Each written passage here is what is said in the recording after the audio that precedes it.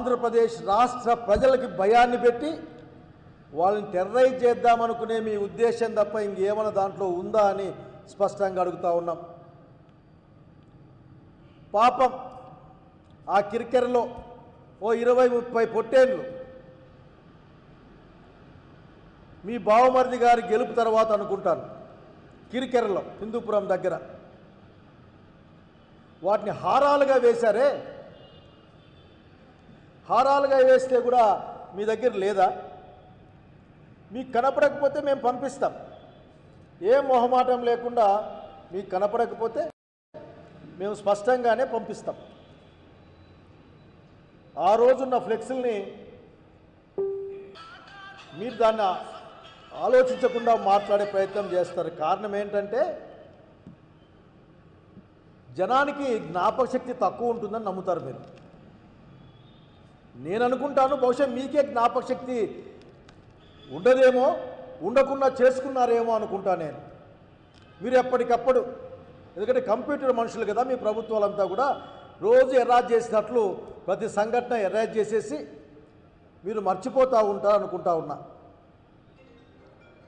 కాబట్టి మీరు మీరు మీటింగ్లో కూర్చొని చెప్తా ఉన్నారు ఏంటండి అసలుకి మీరు నరికేసి రక్తం చల్లేసేది కాదు, వేటుకో తలకాయ కొట్టేస్తారు బాబు పొట్టేళ్ళకి. ఇక్కడ మీరు ఏం చెప్పాలనుకుంటున్నారంటే మా దగ్గర ప్రభుత్వం ఉంది, మా మాట వినే పోలీస్ అధికారులు ఉన్నారు, మేమేమైనా చేస్తాం, జాగ్రత్త అని ప్రజలకు వైఎస్ఆర్ కాంగ్రెస్ పార్టీకి చెప్పాలనుకుంటా ఉన్నారు. నేను హింసను వ్యతిరేకిస్తూనే ఓ మాట చెప్తా ఉన్నా నేను. మీరు కొత్త చట్టాలు చేయాలి ఇంక అర్జెంటుగా మీ పోలీస్ శాఖ అంతా కోళ్ళు తల కింద తీసుకుపోతూ ఉన్నారా, లేకపోతే బాతులు మెడబట్టుకొని తీసుకుపోతూ ఉన్నారా అని చూడాల్సిన అవసరం ఉంది. ఎందుకంటే చట్టంలో అవన్నీ ఉన్నట్లు నేను చిన్నప్పుడు చదువుకున్నా, నేను డాక్టర్ చదివేటప్పుడు అవి చదువుకున్నా నేను. అట్లాగే ఆ కబేలాల్లో వాడికైనా మత్తు మంది ఇచ్చేమని చంపుతూ ఉన్నారా, ఏందో చెప్పాల్సిన అవసరం. ఎందుకంటే చర్చ మొదలుపెట్టారు మీరే. కనుక సంస్కరణ అనేది ముందు మీ దగ్గర నుంచి మొదలు కావాలి. ఊరికే నీతులు చెప్తే కాదు, నీతులు చాలా చెప్తూ ఉంటారు.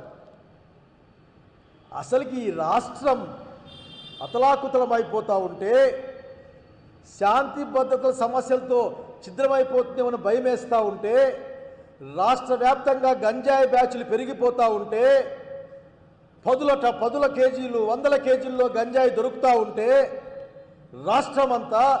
రాష్ట్రమంతా మీ పార్టీకి మీ కూటమికి సంబంధించిన వాళ్ళు ప్రజల ఆస్తులు కబ్జా చేయడానికి దొంగ రిజిస్ట్రేషన్లు లేక తప్పుడు పత్రాలతో ముందుకు వస్తూ ఉంటే, సగటు మానవుడు భయంతో బిక్కని స్టేషన్కి పోతూ ఉంటే, మా ఎమ్మెల్యేలు చెప్పాలా, వాళ్ళు చెప్పాలా, వీళ్ళు చెప్పాలని మీ పోలీస్ స్టేషన్లో చెప్తా ఉంటే మీకేం కనపడడం లేదా? ఈ రాష్ట్రంలో అద్మానంగా ఉన్నాయి, పాతాళంలో ఉన్నాయి శాంతి భద్రతలని స్వయంగా కేంద్ర హోంశాఖ దాని హెడ్ అయిన అమిత్ షా గారు మీకు ఉత్తరం రాశారే. ఏం చెప్పుకుంటారు మీరు మీ ప్రభుత్వం మొహం ఎక్కడ పెట్టుకుంటారని అడుగుతా ఉన్నా నేను. అది నేను చెప్పింది కాదా, నేను చెప్పింది కాదు, సాక్షాత్తు కేంద్ర హోంశాఖ అమిత్ షా గారు మీకు ఉత్తరం రాశారే శాంతి భద్రతల సమస్య ఎట్లా ఉందో అని. అది శాంతి భద్రతలే కాదు, ఏమి లేవు ఇక్కడ. పారిశ్రామికీకరణ లేదు, పెట్టుబడులు లేవు, ఉద్యోగాలు లేవు, సగటు మానవుని జీవితం లేదు, ఆలయాలకు రక్షణ లేదు. అన్ని చోట్ల మీ దుర్మార్గమైన ఆలోచన, మీ పార్టీలో ఉన్న ఆలోచనతోనే అన్ని చోట్ల మీరు చేయబెట్టి ప్రజల జీవితాలని అతలాకుతలం చేస్తున్నారు. ఇవన్నీ కప్పిపుచ్చేందుకోసం మీరు ఇటువంటి మాటలు తెచ్చి బయట తెస్తారు. నేను పోలీసు వాళ్ళకు కూడా చెప్తా ఉన్నా, నేను I'm requesting them with due respect, మీరు ఈ ప్రభుత్వం చెప్పినట్లు ఆడడానికి కాదున్నదనే విషయాన్ని గుర్తుపెట్టుకోవాలి. తెలుగుదేశం పార్టీ మీందో, తెలుగుదేశం పార్టీ ప్రభుత్వం మీందో, ఇంకో ప్రభుత్వం మీందో మీరు ప్రమాణం చేసి ఉద్యోగాల్లోకి రాలే. భారత రాజ్యాంగం పైన, పోలీస్ మాన్యువల్ పైన నమ్మి మీరు ప్రమాణాలు చేసి ఉద్యోగాల్లోకి వచ్చారు. ఈ రోజున అనంతపురంలో చూసాం, అదే గుల్జార్పేటలో రోడ్డు వేస్తున్నారు అనుకుంటా, లేదంటే సైడ్ కాలువ కడుతున్నారు. అక్కడ అక్కడ తెలుగుదేశం పార్టీ దిమ్మే కూలగొట్టారు. ఎవరు? కాంట్రాక్టర్ మీ వాడు, ఆఫీసర్లు మీ చెప్పు చేతల్లో ఉండేవాళ్ళు, ఆ జేసీబీ డ్రైవర్ మీ వాడు. అంతమంది మీ వాళ్ళను పెట్టుకొని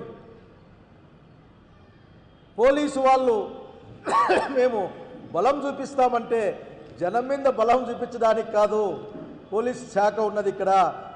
ఇక్కడ ఉన్నది ఏంటంటే న్యాయాన్ని రక్షించడం కోసం. నోరు లేని వానికి, చేతగాని వానికి, భారత రాజ్యాంగాన్ని నమ్మేవాడి కోసం రక్షణ కల్పించడం కోసం పోలీస్ శాఖను వాడుకుంటే బాగా ఉంటుంది చంద్రబాబు నాయుడు గారు.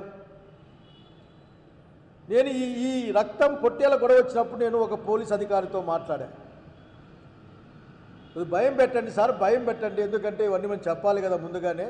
భయం పెట్టండి, కేసులు గీసులు రిమాండ్ ఎట్లా అనేది అట్లా మాట్లాడితే మా చేతులు కట్టివేయబడ్డాయి సార్, మేమేం చేయలేమని చెప్పారు. ఎవరు కట్టేశారు? పోలీస్ శాఖలో ఉన్నతాధికారులు కట్టేశారా, లేక మంగళగిరిలో ఉన్న మీ కేంద్ర కార్యాలయం కట్టేసిందా?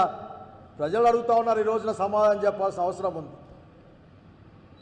మీరు ఈ రోజున తాత్కాలికంగా తప్పించుకోవడం కోసం, ప్రజల దృష్టిని మళ్లించడం కోసం ఆ మెడికల్ కాలేజీల్లో మీరు చేసే అన్యాయాల కృత్యాలు, ప్రైవేటుకి అప్పనంగా కట్టిపెట్టే ప్రయత్నాలు ఆల్రెడీ మీ చరిత్ర, మీకు రాబోయే మీ భవిష్యత్తు ప్రజలకు అర్థమైపోయింది. ప్రజలకే కాదు వ్యాపారస్తులకు కూడా అర్థమైపోయింది. ఒక్కటంటే ఒక్కటి కూడా సరైన బిడ్డు రాలేదే మెడికల్ కాలేజీ పట్ల. రాబోయే ప్రభుత్వం జగన్మోహన్ రెడ్డి గారి ప్రభుత్వమని, ప్రజాప్రభుత్వమని, ప్రజల ఆస్తుల్ని కాపాడడం కోసం జగన్ రెడ్డి గారు గట్టిగా నిలబడి చెప్పిన మాట చేస్తారని నమ్మకం ఉంది కాబట్టి ఒక్కరు రాలేదు అక్కడికి. ఆఖరి దానికి మీరు చాలా కథలు చెప్తూ ఉంటారు. చివరికి ఎంత దిగజారిపోయారంటే ఆ లాభ నష్టాల్లో నష్టం వస్తే నష్టం కూడా కట్టేస్తారంట. ఇవన్నీ తప్పించుకోవడం కోసం మీరు మాట్లాడే మాటలు రాష్ట్ర వ్యాప్తంగా. చివరికి కదిరి దగ్గర ఒక జనసేన కార్యకర్త ఏదో అకృత్యానికి పాల్పడితే దాన్ని కూడా వైసీపీ మీద నెట్టే ప్రయత్నం. ఆ మాత్రం చెప్పుకోలేరా? ఇది వీడు మావాడే, మేము మావాడైనప్పటికీ కూడా మేము వీడిని కొట్టామో, తిట్టామో, లేక నడిపించామో అని చెప్పచ్చు కదా. ఆయన చెప్తారు, అక్కడ ఒక డిఎస్పీ గారు బండి లేక నడిపించారట. ఆ పిల్లోడు కుంటుతా వస్తూ ఉన్నాడు. అంటే మీరు కుంటేంతగా వాడిని మార్చారు పాపం. బండి లేకపోతే నడిపిస్తారు పోలీసు వాళ్ళు. ఈ మాట చెప్తే ఏం చేయాలా? కనుక నేను చెప్పేది ఒక్కటే, ఈ రోజున మీరు you are the failed government కాబట్టి